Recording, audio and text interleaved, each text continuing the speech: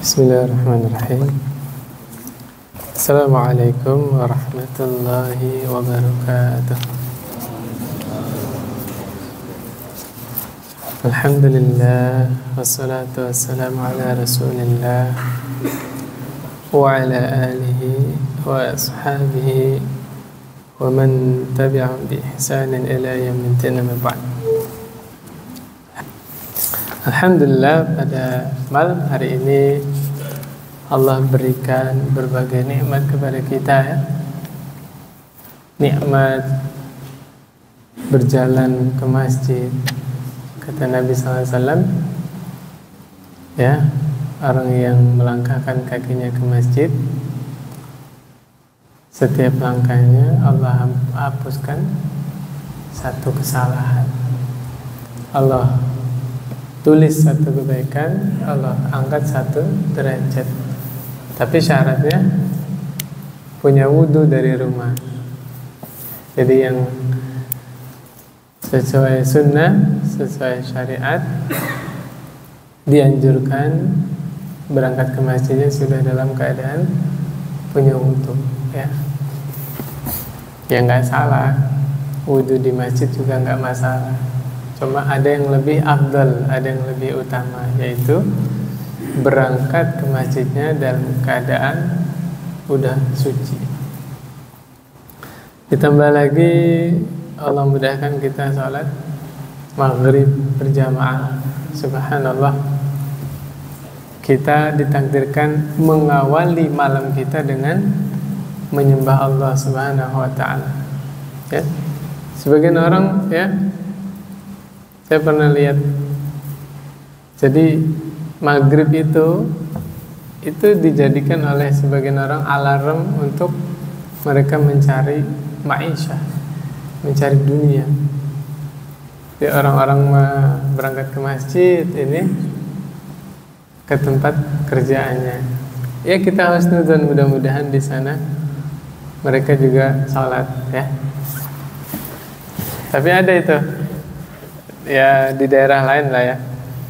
Jadi kalau menjelang maghrib itu justru para nelayan ke laut, bener ya, bawa dayung, bawa petromak, ya cari ikannya malam-malam. Dan pakai petromak tuh ikan-ikan pada ke atas, kalau mencari cahaya, kan. Tinggal di serok aja itu, mau cumi, mau ikan, ya. Makanya di tempat pelelangan ikan pagi-pagi itu masih seger, ya. Subhanallah. Cari ikannya kapan? Malam. Ya, kita husnuzon, mudah-mudahan mereka di laut juga tetap sholat, ya. Masya Allah, luar biasa. Udah pernah sholat di atas perahu, Pak? Di tengah laut? Udah, ya? Perahu. Subhanallah, ya. Saya belum pernah, Pak. Paling banter di atas kapal, goyang-goyang.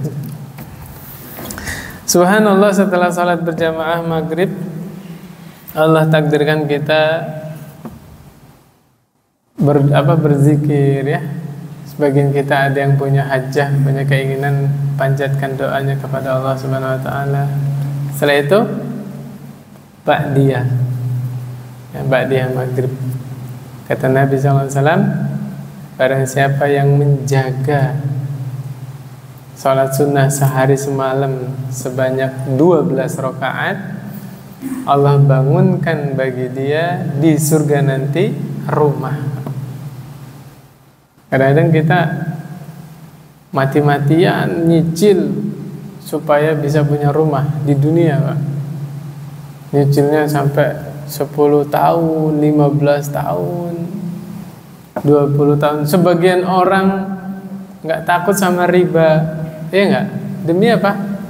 Demi punya rumah yang padahal rumah itu ditempati hanya sementara. Nah, ini Nabi ngabarkan nih, kalau kita pengen punya rumah di surga, diantara caranya adalah jaga sholat sunnah 12 rakaat sehari semalam. Para ulama ada yang menafsirkan bahwa 12 rakaat itu sholat apa? Rawatib. 2 rakaat setelah maghrib, 2 rakaat setelah isya, 2 rakaat sebelum subuh, 4 rakaat sebelum zuhur, 2 rakaat setelah zuhur. Jadilah semuanya 12. Nah, ini siapa di antara kita yang semangat? Nabi loh yang ngabarin, seorang yang tidak pernah berdusta, gak pernah bohong. Nabi bersabda, siapa yang bisa menjaga sholat sunnah 12 rakaat sehari semalam, Allah bangunkan baginya rumah di surga tanpa riba, Pak. Hah? Subhanallah, cash Allah kasih. Syaratnya apa tadi? Salat sunnah, ya. Semua orang mampu mengerjakannya. Kalau nyicil rumah sebulan 2 juta, sebulan 3 juta, sebulan 4 juta, enggak semua orang mampu, ya enggak, Pak? Nah, ini dikasih kesempatan yang mau punya rumah di surga, 12 rakaat sehari semalam dijaga. 2 rakaat tuh Bapak salat berapa menit? Sesantai-santainya orang 3 menit. Bener Pak ya? Jarang orang salat sunnah bacanya Al-Mutaffifin gitu, salat ba'diyah gitu. Bacaan naba itu jarang. Paling apa? Kul ya, kulhu. Bener Pak ya? Rakaat pertama kul ya, rakaat kedua kulhu ya. Ya paling 3 menit, 4 menit ya, subhanallah. Nanti nyeselnya di alam kubur, di alam barzakh. Amalan-amalan yang kita remehkan selama ini, kita sepelekan, ternyata sangat berarti di akhirat nanti. Sampai orang-orang itu minta dikembalikan lagi ke dunia. Rabbirji'un, ya Allah, kembalikan kami ke dunia. Pengen apa Pak? Pengen ibadah, pengen sholat. Nah, terakhir mukadimahnya ya. Kita luruskan niat kita duduk di sini. Niatnya apa Pak duduk di sini? Nunggu waktu sholat. Udah itu aja. Ya. Karena ada hadis ya di Riyadhus Shalihin ya. Kata Nabi SAW, barang siapa yang duduk di masjid dalam keadaan suci, dalam rangka menunggu datangnya waktu sholat, maka selama itu dia dihitung dalam keadaan sholat Pak. Syaratnya apa? Suci dari hadas ya, punya wudu, duduk di masjid. Inilah keutamanya iktikaf Pak, subhanallah ya. Ditambah lagi kata Nabi SAW, selama dia suci tidak berhadas, maka malaikat mendoakan dia, Allahumma gfir lahu warhamhu watub alaihi. Ya Allah, ampunilah dosa-dosa dia, sayangilah dia dan terimalah taubatnya. Malaikat pernah berbuat dosa nggak Pak? La ya'sunallah ma amarahum wa yaf'aluna ma yu'marun. Malaikat tidak pernah ngebantah, nggak pernah bangkang ya. Malaikat melaksanakan semua yang Allah perintahkan. Makan aja enggak Pak. Malaikat minum tidak? Tidak ya. Malaikat tidak makan, tidak minum. Kira-kira doa seorang hamba yang tidak pernah durhaka kepada Allah ditolak tidak? Tidak akan ditolak, pasti Allah terima. Nah, kita luruskan ya, sama termasuk saya juga duduk di sini dalam rangka menunggu datangnya waktu sholat Isya. Kemudian kita masuk ke materi ya. Di sini Al-Imam Ibnu Qayyim rahimahullah menjelaskan doa itu ya termasuk obat yang bermanfaat ya, obat yang paling bermanfaat. Karena doa ya, dia musuhnya bala. Bala itu apa? Musibah ya. Doa itu musuhnya bala. Dan doa juga memerangi, mengobati, mencegah, menghilangkan atau minimal meringankan bencana. Itu doa. Ya. Makanya jangan sekali-kali tinggalin yang namanya doa. Di dalam riwayat dijelaskan ad-du'a silahul mu'min wa imaduddin wa nurus samawati wal ard. Doa itu yang pertama senjata bagi orang mukmin. Coba teman-teman yang dirahmati Allah Subhanahu wa taala, selama ini dari lahir sampai sekarang kita bisa apa sih, Pak? Kita nggak bisa apa-apa. Selama ini kita butuh apa-apa, minta kepada Allah, berdoa, iya nggak?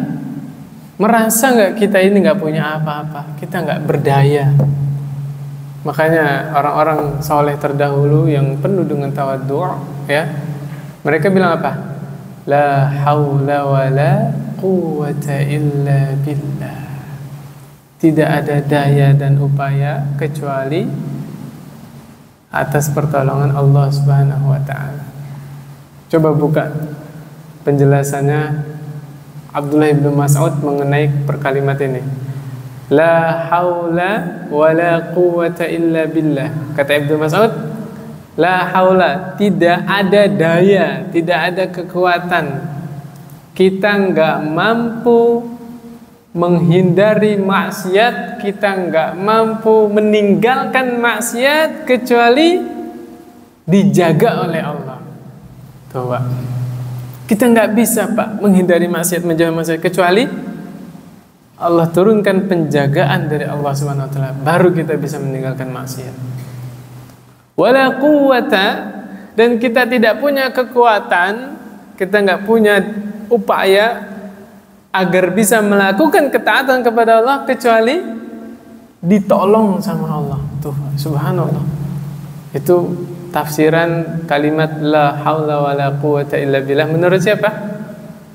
Abdullah bin Mas'ud, bukan kata saya. Ya. Bagusnya itu kita hanya menukil lah. Siapa kita gitu kan? Menukil aja kata Rasul, kata Allah, kata para sahabat. Itu paling selamat, Pak. Ya bukan menurut saya, Pak. Nah, ini kalau kita ngerti maknanya tersebut ketika mengucapkan la haula wala quwwata illa billah, benar-benar memasrahkan, ya Allah, saya nggak bisa menghindari maksiat kecuali Engkau yang menjaga, saya nggak bisa melakukan ketaatan kecuali Engkau yang menolong. Subhanallah. Nah, jadi doa tadi kesimpulannya apa? Silahul mu'min, senjatanya orang mukmin. Berapa puluh tahun, Pak, tinggal di dunia? Sudah ngaku bahwa kita nggak bisa apa-apa, bahwa kita nggak punya apa-apa. Selama ini kita ngapain? Minta sama Allah. Selama ini kita dikasih sama Allah. Bahkan demi Allah, semua yang ada pada diri kita sekarang, semua yang kita miliki, itu adalah milik Allah, Pak. Itu titipan. Entah kita yang akan meninggalkan dunia atau dunia yang akan meninggalkan kita. Udah cukuplah pengalaman kita puluhan tahun hidup di dunia bahwa setiap pertemuan pasti ada perpisahan. Ini berlaku pada semuanya, Pak. Termasuk pada harta. Karena dulu kita dilahirkan di dunia ini tidak punya apa-apa kan? Kita juga akan meninggalkan dunia dalam keadaan tidak membawa apa-apa. Ini titipan, Pak. Kalau kita suatu saat diberi oleh Allah sesuatu apa ya, silakan cintai. Tapi ingat, kita pasti akan berpisah dengan yang kita cintai. Ingat, Pak. Kapan waktu Bapak punya kendaraan, punya mobil, ingat dulu saya tidak punya mobil, akan kembali tidak punya mobil. Betul nggak? Dulu saya tidak punya rumah, akan kembali tidak punya rumah. Nah, jadilah dia hanya bergantung kepada Allah Subhanahu wa ta'ala. Kenapa, Pak? Supaya logika kita terjaga, kewarasan kita terjaga, Pak. Kapan waktu dunia itu Allah ambil lagi, ya mungkin dicuri, mungkin dirampok, mungkin ditipu sama orang, ya bisnis. Nggak stres, Pak. Santai. Lawang rizki itu sudah ditetapkan kan sama Allah. Nah, itu orang mukmin, Pak. Makanya orang-orang yang belajar tauhid, di antara manfaatnya mereka sedang menjaga kewarasan, Pak. Banyak orang stres gara-gara ditekan oleh keadaan. Sebenarnya yang nekan bukan keadaannya, orang-orangnya. Bener nggak? Tekanan dari orang tuanya, dari atasannya, dari teman-temannya, bener nggak? Dibully sama temennya, ada ya? Kemudian ada orang stres gara-gara ditinggal istrinya, ada nggak, Pak? Orang stres ditinggal sama suaminya, ya, ditinggal sama anaknya, ditinggal sama orang, la haula wala quwwata illa billah. Nah, makanya kalau mencintai sesuatu silakan cintai, tapi harus disadari, harus dipegang bahwa kita semua yang hidup di dunia pasti akan berpisah dengan yang kita cintai, baik itu orang maupun barang, ya. Sehingga suatu saat itu terjadi, yang kita cintai itu betul-betul berpisah dengan kita udah siap, Pak. Tadi itu la haula wala quwwata illa billah, ya. Wa imaduddin, doa itu adalah tiang agama. Benar nggak, Pak? Benar. Salat secara bahasa maknanya apa? Doa. Salat secara bahasa artinya apa?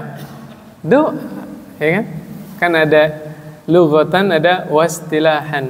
Salat secara bahasa, salat secara istilah.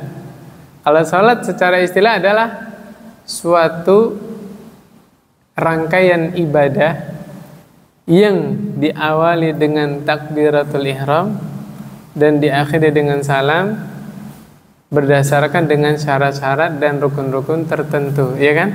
Itu secara istilah. Tapi secara bahasa salat adalah doa. Makanya saya sangat menganjurkan kalau kita ingin berdoa justru di dalam sholatnya, Pak.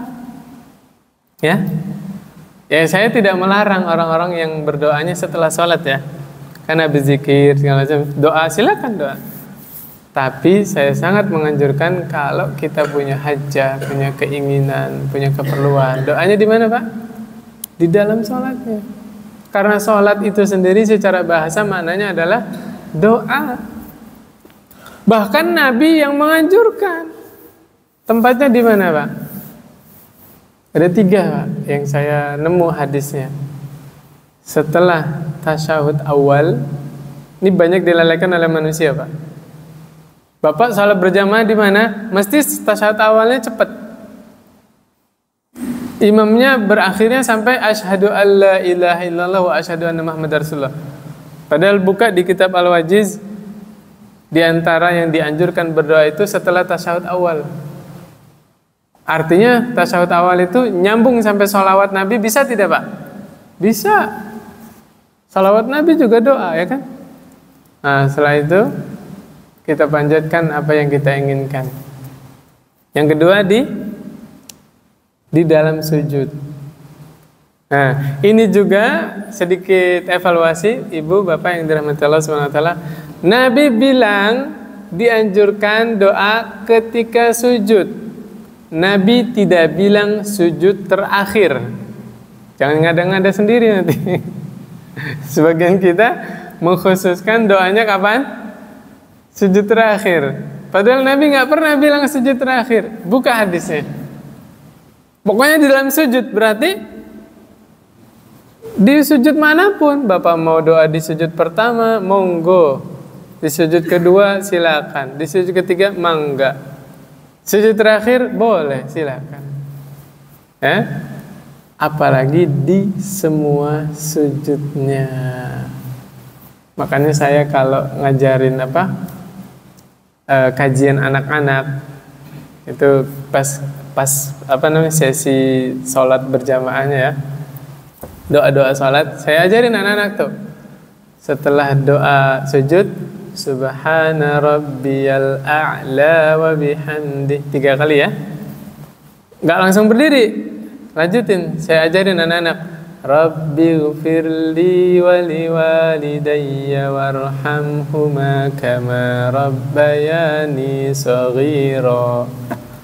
Doakan orang tuanya. Itu ketika sujud itu tempat yang paling diijabah, Pak.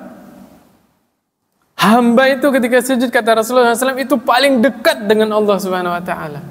Kenapa kita tidak mencari tempat atau keadaan yang spesial untuk doa kita kepada orang tua kita? Ini juga sedikit koreksian bagi teman-teman. Mungkin dulu diajarin sama guru ngajinya, kalau imamnya waladdallin, ada sebagian doa, Rabbighfirli wa liwalidayya warhamhuma kama rabbayani shaghira. Amin. Ada yang begitu kan? Ini punten ini, Pak. Saya belajar agama sampai usia saya 35 tahun sampai sekarang belum nemu hadisnya, Pak. Apalagi ini berkaitan dengan ibadah mahdhah, salat. Maka yang paling selamat mendingan doa orang tuanya ketika kapan? Sujud aja, Pak. Ya. Jadi kalau Al-Fatihah fokus aja, waladdallin, amin, fokus. Kapan Rabbighfirlinya? Pas sujud aja, itu lebih mantep, lebih sesuai syar'i. Yang ketiga di mana? Iya, di akhir tasyahud akhir, ya setelah tasyahud akhir sebelum salam. Kan tasyahud akhir kan? Innaka Hamidum Majid, ya kan? Tapi jangan juga Bapak yang semangat berdoa ya, imam udah salam, assalamualaikum warahmatullahi wabarakatuh, udah istighfar imam itu, astagfirullah, dia masih doa. Jangan, Pak, jangan. Ya, kalau imam sudah salam, kita ikut salam. Innama ju'ilal imam liyu'tama bih. Sesungguhnya dijadikan imam itu disuruh apa? Diikuti. Ya, sebagian saya melihat ada saudara-saudara kita mungkin semangat banget berdoanya ya. Tasyahud akhir juga gitu tuh. Imamnya udah bangun duduk, Allahu Akbar, dia masih sujud. Masya Allah. Mungkin yang diminta banyak ya. Nah, ini keliru, Bapak Ibu yang dirahmati Allah Subhanahu wa taala. Hendaknya kita ngikuti imam kalau sedang berjamaah. Kalau mau lama-lama doanya kapan? Ditaruh di sholat sunnah aja, Pak, Bu. Ya. Sholat sunnah. Itu sepuas-puasin. Lampu masjid sampai dimatiin, AC dimatiin, masih berdoa dia sujud. Silakan, nggak apa-apa. Puas-puasin ya, Masya Allah. Jadi benar kalau dibilang doa itu tiangnya agama, karena sholat secara bahasa maknanya apa? Doa. Wa nurus samawati wal ardh. Dan doa itu adalah cahaya langit dan bumi. Kalau di dalam hadis, subhanallah tamla'ul mizan. Alhamdulillah ya. Ana lupa lagi. Antara subhanallah atau alhamdulillah itu tamla'ul mizan. Ucapan alhamdulillah itu memenuhi timbangan. Subhanallah walhamdulillah itu memenuhi antara langit dan bumi. Masya Allah. Kenapa sih kita susah banget lisan kita mengucapkan alhamdulillah? Minimal setelah minum, minimal setelah makan, bilang alhamdulillah, biasakan. Kenapa?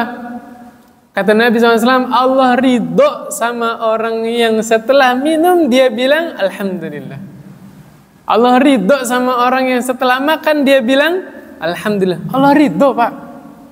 Ini kunci dari segala urusan, Pak. Kalau Allah sudah ridho, semua urusan kita dipermudah oleh Allah. Mungkin ini salah satu sebabnya kita susah sholat malam, kita susah ibadah. Kenapa? Lupa bersyukur.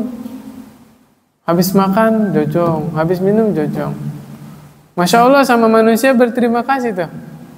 Ya, habis makan di warung kan, ya, makasih Bu ya. Tuh, nggak lupa tuh makasih sama manusia. Kenapa kita tidak terima kasih kepada Allah?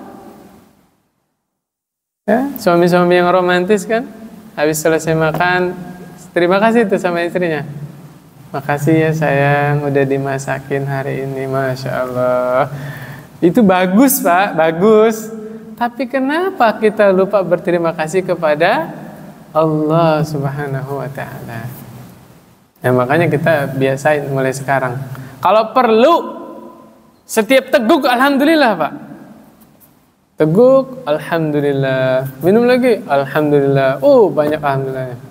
Kalau perlu setiap suap Pak. Bapak makan nasi kan? Dikunyah telan alhamdulillah. Masuk lagi nasi alhamdulillah. Berapa kali zikir itu habis satu piring. Hah? Dan ini pemahaman yang tidak salah. Kenapa? Kembali ke hadis, di situ lafaznya syurbatan. Syurbatan itu apa? Satu kali minum. Aklatan, satu kali makan. Ya, jadi orang makan sepotong roti itu dimakan dikunyah, itu namanya aklatan, sekali makan. Walaupun ya minimal kalau kita belum bisa begitu ya setelah makan selesai ya satu piring habis, kenyang Pak ya? Alhamdulillah, ya minimal satu kali lah ya. Jangan alhamdulillahnya nunggu sendawa. Nah ini perkara baru lagi. Cari hadisnya Pak. Habis sendawa bilang alhamdulillah, gak ada. Gak ada, demi Allah gak ada. Kalau saya salah, bahasanya saya rubah, bukan gak ada. Saya belum nemu. Nah itulah. Kan di hadisnya apa? Bersin kan? Bersin, terus dia bilang alhamdulillah, baru bilang yarhamukallah. Nah ini jangan jadi kebiasaan juga Pak. Berarti yang selamat alhamdulillahnya setelah makan, jangan setelah sendawa. Khawatir sama istrinya dijawab yarhamukallah. Waduh, perkara baru lagi ini. Ya. Ngerubah syariat ini namanya ini. Habis sendawa alhamdulillah la haula wala quwata illa billah. Kemudian berikutnya, ya, teman-teman yang dirahmati Allah Subhanahu wa taala, dijelaskan oleh Imam Ibnu Qayyim rahimahullah bahwa antara doa dengan bala, atau bala Pak ya? Ya, musibah, bencana, itu terjadi di 3 keadaan. Yang pertama, doa lebih kuat dari bala. Ya, doa lebih kuat daripada musibah. Jadi Allah menurunkan musibah dari langit tuh. Subhanallah, orang-orang mukminnya itu di negeri itu doanya kuat, kencang, ibadahnya bagus, hubungan sama Allahnya baik. Musibahnya nggak jadi terjadi, Pak. Musibahnya nggak jadi terjadi. Doanya yang terrealisasi. Itu doanya yang kuat, ya. Makanya nggak aneh satu saat kita minta doanya kiai atau doanya ya orang soleh lah ya, minta didoain supaya anaknya sembuh gitu kan. Subhanallah, betulan bisa dikasih air Pak ya, kan boleh nggak Pak? Boleh Pak. Dibacakan ruqyah ya, ayat-ayat Al-Quran, doa-doa yang ma'surah dari Nabi kan, airnya itu dibacakan, diruqyah, kemudian diminumkan, sembuh Pak, sembuh. Nah ini salah satu keterangannya. Bisa jadi hubungan ustadz itu, hubungan kiai itu dengan Allah itu baik, sehingga doanya terrealisasi. Ini ya, doanya lebih kuat daripada musibahnya, maka doanya terrealisasi. Nah, ini yang kedua nih Pak, keadaan kebanyakan orang yang merasa kok saya sudah berdoa lama tapi nggak dikasih-kasih sama Allah. Mungkin doa kita terlalu lemah. Antara doa sama musibah, lebih kuat musibahnya, maka yang terjadi musibahnya Pak, doanya lemah. Ya teman-teman yang dirahmati Allah Subhanahu wa taala, kapan waktu kita merasa kok saya sudah lama berdoa, ya, kok nggak dikasih-kasih sama Allah, nggak diijabah, kita lupa di samping ada waktu-waktu terkabulnya doa, ada sebab-sebab dikabulkannya doa, ada penghalang terkabulnya doa. Innallaha thayyibun la yaqbalu illa thayyiban. Sesungguhnya Allah itu maha baik dan tidak menerima kecuali yang baik. Kita evaluasi. Jangan-jangan makanan saya belum murni halal. Itu makanan yang haram, minuman yang haram, pakaian yang haram, itu sebab doa tidak diijabah. Nabi yang bilang, ya, tsumma dzakara rajul yutilu safar ash'as aghbar. Kemudian Nabi cerita ada pemuda yang melakukan safar jauh, Pak. Nah, di antara sebab dikabulkan doa apa, Pak? Safar, Pak. Ya, sepanjang perjalanan banyak-banyak doa. Nabi yang mengabarkan. Yutil az akbar, dekil, kucel, kusut. Kalau rambutnya acak-acakan apa namanya, Pak? Kusut ya. Yamuddu yadahi ila sama, tangannya ngangkat ke atas. Ya Rabbi, berdoa kepada Allah, minta ya Rabbi, ya Rabbi. Apa kata Nabi? Wa mat'amuhu haram, wa mashrabuhu haram, wa malbasuhu haram, wa ghudiya bil haram, fa anna yustajabu lah. Dia memelas kepada Allah, dia safar ya, dalam keadaan bersahaja, enggak sombong. Tuh semuanya penyebab terkabulnya doa. Tapi apa kata Nabi? Makanannya haram, minumannya haram, pakaiannya haram, dibesarkan dengan nutrisi yang haram. Gimana mau diijabah? Nah, makanya sadar diri. Kok doa saya belum terrealisasi juga? Jangan salahkan siapa-siapa, apalagi nyalain Allah. Na'udzubillah. Na'udzubillah. Koreksi diri sendiri. Jangan-jangan minuman saya masih ada yang haram, minimal syubhat. Jangan-jangan hasil ya saya cari nafkah itu ada yang syubhat. Jangan-jangan saya makan yang bukan hak saya. Ini sebagian terjadi di tengah masyarakat. Ada orang, Masya Allah, soleh, sholat. Dia nggak pernah mencuri, nggak pernah nipu, nggak pernah riba ya. Tapi dia makannya bukan haknya. Apa? Warisan. Dia menuntut warisan padahal dia tidak berhak mendapatkan warisan itu. Sebagian orang pengen warisan orang tuanya dibagi rata. Padahal dia perempuan. Iya enggak, Pak, Bu? Karena Allah sudah mengatur laki-laki dapat 2 kalinya perempuan. Iya enggak, Pak, Bu? Terus dia ngotot, pokoknya enggak bisa, harus dibagi rata semua. La haula wala quwata illa billah. Ittaqillah, bertakwalah kepada Allah. Jangan sampai kita makan yang bukan hak kita. Allah yang bagi. Ustaz Syafiq Hafizahullah pernah menerangkan, ya, orang yang meninggal, dia meninggalkan harta warisan. Harta itu milik siapa, Pak? Milik Allah. Karena manusia yang hidup itu dijatah sama Allah rezekinya dari lahir sampai meninggal. Ketika orang ini meninggal, ada sisa harta kan? Itu pada hakikatnya bukan rezeki dia. Benar nggak? Seorang mukmin punya keyakinan, saya tidak akan wafat, tidak akan meninggal selama jatah rezeki saya masih ada. Betul nggak? Ketika dia meninggal, berarti jatah rezekinya sudah habis. Harta yang dia tinggalkan milik siapa?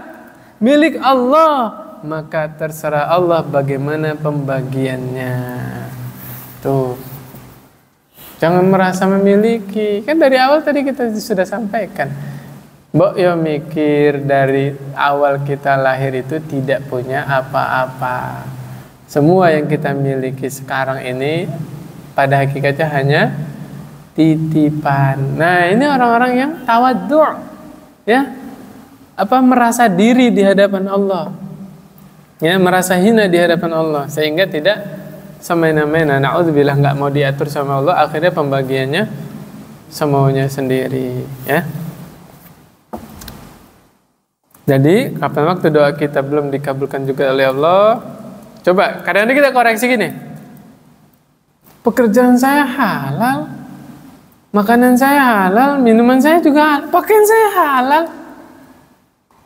Jangan-jangan kita masih melakukan yang haram. Tuh, dosa salah satu sebab terhalangnya doa diijabah. Ini hari apa, Pak? Malam Jumat ya. Buktikan, Pak. Siapa yang mau doanya cepat dikabulkan, rewangi puasa. Ya, hindari semua yang haram, fokus ibadah kepada Allah, perbaiki hubungan kita dengan Allah, langsung Allah kasih, Pak, apa yang kita minta. Ya. Dibarengi sama puasa. Puasa apa terserah. Puasa Daud, puasa Senin Kamis, 3 hari setiap bulan ya. Puasa qadha juga nggak apa-apa. Nah, ada yang utang puasa kan? Nah, demikian ya. Jadi diantara sebab terhalangnya diijabahnya doa apa tadi? Dosa yang kita lakukan. Ya. Nah, yang ketiga, antara doa dan balanya itu sama-sama kuat. Maka diterangkan ya di dalam hadis, kata Nabi SAW, la yughni hazarun min qadar wa du'a'u yanfa'u mimma nazal wa mimma lam yanzil. Ya. Sikap waspada, hati-hati itu tidak akan mampu menolak takdir. Bahasanya begini, Pak, ya. Seseorang hati-hati di jalan tuh, waspada betul-betul, Masya Allah. Tapi kalau hari itu Allah takdirkan celaka, celaka, Pak. Siapa pembalap profesional? Siapa, Pak? Saya nggak kenal ya. Nama-namanya. Ya, mungkin dia pembalap dunia profesional ya. Walaupun dia hati-hati kayak gimana juga, tapi Allah takdirkan hari itu celaka, celaka, Pak. Nih, nggak bisa nolak takdir. Illa doa, kata Nabi SAW, la yaraddul qadar illa doa. Tidak ada yang bisa menolak takdir kecuali doa. Ya, doa. Makanya beruntunglah orang-orang yang setiap keluar rumah hatinya khusyuk, tenang, dia ingat doa keluar rumah. Bismillahi tawakkaltu ala Allah, la hawla wa la quwwata illa billah. Kata Nabi, ketika ada orang keluar rumah doa ini, syaitan di situ tuh bilang kepada temannya, gimana kita bisa ganggu orang yang udah dijaga sama Allah? Gimana kita bisa nyelakain orang yang sudah dicukupi oleh Allah Subhanahu wa taala? Tuh, manfaat dari doa Bismillahi tawakkaltu ala Allah, la haula wa la quwwata illa billah. Ya, kadang-kadang kita lupakan doa itu. Makanya banyak berdoa. Minimal, Pak, minimal. Kalau betulan celaka di jalan, minimal musibahnya diringankan oleh Allah. Harusnya hari itu Allah takdirkan tangannya patah, tapi karena dia berdoa kepada Allah, hanya lecet sedikit. Iya nggak, Pak? Mungkin harusnya hari itu dia celaka, karena dia berdoa kepada Allah, kendaraannya doang yang lecet, orangnya baik-baik aja. Nah, minimal musibahnya diringankan dengan sebab apa? Doa. Ini Nabi yang bilang ya, la yaruddul qadar illa doa, wa la yazidu fil umri illa albir.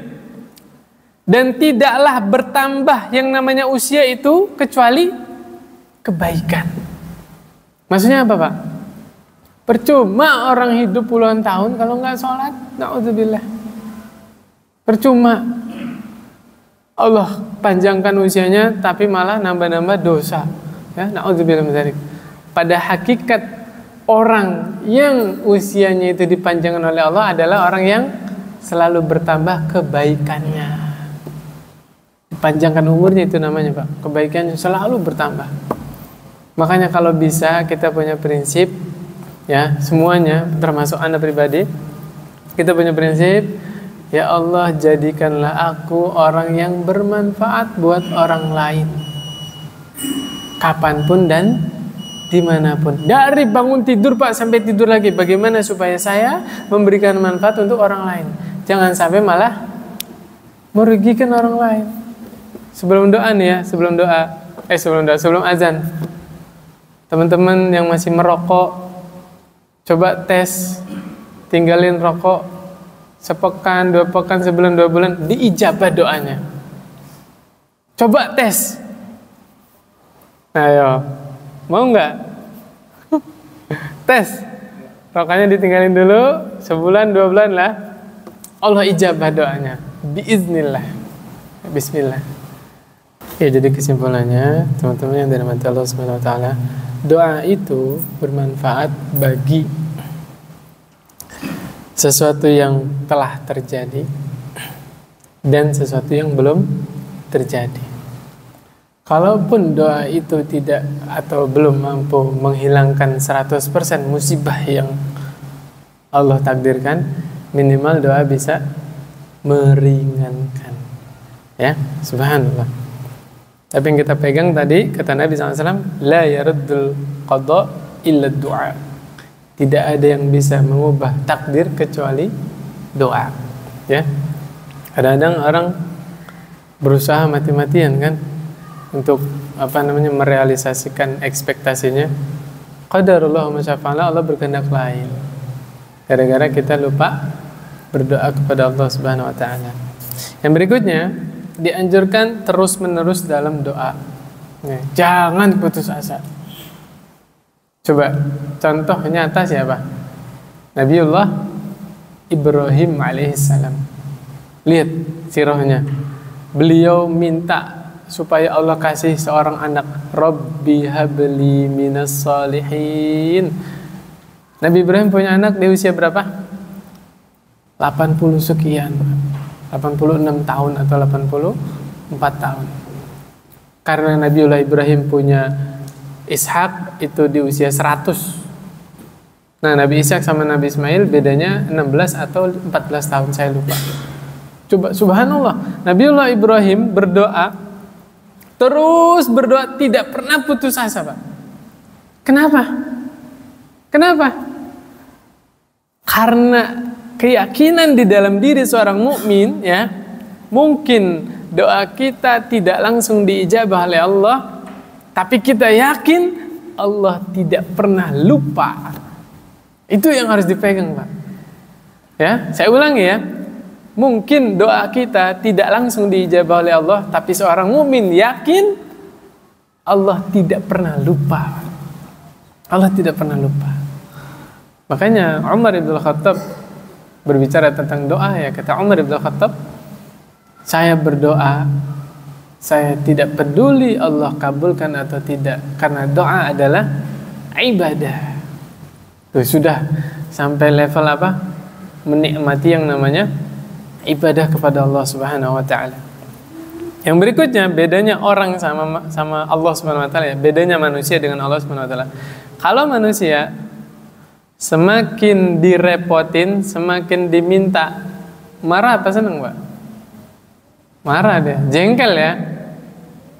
Apalagi ada temen yang nggak pernah nanya kabar, yang nggak pernah japri, tiba-tiba japri, assalamualaikum, Mas, ada uang nganggur nggak? Waduh, jengkel itu. Mesti kalau japri apa hubungannya? Pinjam uang. Subhanallah.